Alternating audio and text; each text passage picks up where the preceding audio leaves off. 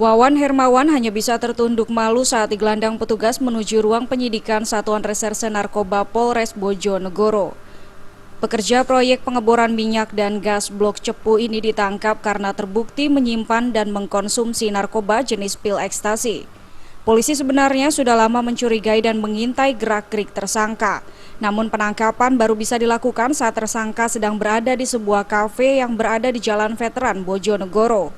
Dari tangan tersangka, polisi berhasil mengamankan 2 butir pil ekstasi berwarna hijau. Pil tersebut dibeli tersangka dari seorang yang tidak dikenalnya seharga Rp300.000 per butir. Tersangka membeli 5 butir, namun 3 butir lainnya sudah dikonsumsi saat sedang berada di kafe. Tapi tidak di sini.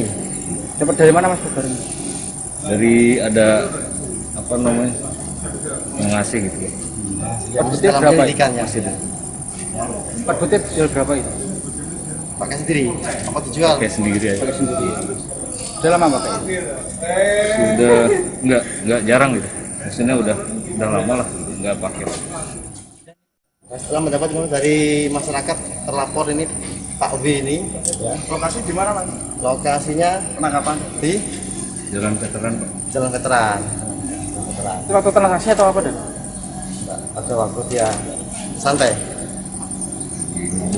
mabuk lah, iya mas santai lah ya. Untuk mempertanggungjawabkan perbuatannya, kini pelaku mendekam di sel tahanan Mapolres Bojonegoro dan dijerat pasal 112 ayat 1 Undang-Undang RI nomor 35 tahun 2009 tentang narkotika dengan ancaman hukuman 12 tahun penjara. Dari Bojonegoro, Jawa Timur, Sumali Malwapati melaporkan.